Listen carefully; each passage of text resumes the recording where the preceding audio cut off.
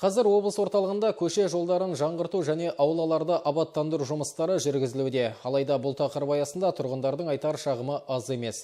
Мәселен, 25-ші мектеп аумағының тұрғындары жылдар бойы жол мәселесі шешілмегендіктен құрылысқа өздері кіріскен. Ал енді бірі аулаларды абаттандыру жұмыстарында кемшілік барын айтады. Мәселенің мән-жайын арна тілшісі Еркебұлан Смадияров біліп қайтты. Балжан Бригида 25-ші мектеп аумағына көшіп келгелі 20 жылдан асқан. Мәметова және Шурихин көшелерінің қиылысында тұратын ол үнемі жол мәселесін көтеріп шырпыр болып келеді. Айтуынша, жауын-шашынды күндері алысқа бармақ түгілі ауладан шығу қиямет қайғы. Ана жүрегі әсіресе балалар үшін уайымдайды. Көктемде жер лай батпақ, ал қыста көктайғақ. Алайда мұны көретін көз, естейтін құлақ жоқ деп ашынады ол. Жол мәселесі әбден шымбайына батқан тұрғындар амалы таусылып, көшені өздері жөндеуге кіріскен.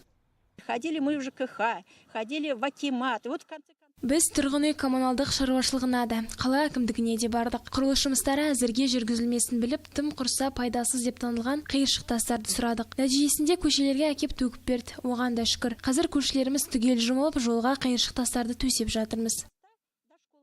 Қазір қалада аулаларды абаттандыру жұмыстары жүргізілуде. Дегенмен кейбір мердігерлер жобаны әзірлегенде көлік қоятын орындарды ескермейді. Нәтижесінде аулада күн сайын кептеліс болары сөзсіз. Абаттандыру жұмыстарын бұған дейін облыс әкімі өзі тексергенді. Кейін осы бағыт бойынша арнайы мониторингтік топ құрылып іске кірісті. Олардың айтуынша, кейбір көпқабатты үйлердің ауласында шағын автотұрақ салуға орындар жеткілікті. Алайда мердігерлер кемшіліктерін әлі түземеген. Сейчас будут укладывать бордюры.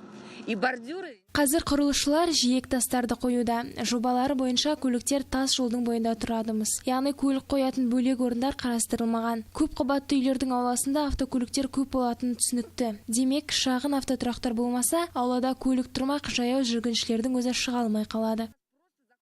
Бүгінде облыс орталығында әлеуметтік нысандарға бағытталған жолдар мен қоғамдық көліктер жүретін негізгі жолдар жаңартылуда. Соның ішінде екінші жұмысшы аумағы да бар. Бұл маңайдағы жолдар соңғы 25 жылда жібі түзу жөндеу көрмеген. Тут мы охватываем садики, здесь есть центр туризма у нас.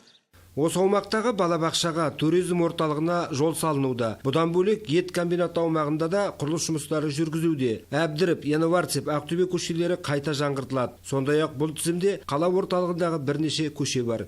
Биыл қаладағы 50 көшені жөндеуге бюджеттен 7,5 миллиард теңге көлемінде қаржы бөлінген. Ал жарамсыз деп танылған бұрынғы бетон жамылғыларын енді Ақбота балабақшасы аумағындағы тұрғындар кәдеге жаратқысы келеді. Жауынды күндері лай батпаққа айналатын жолдарды енді өздері жөндемек.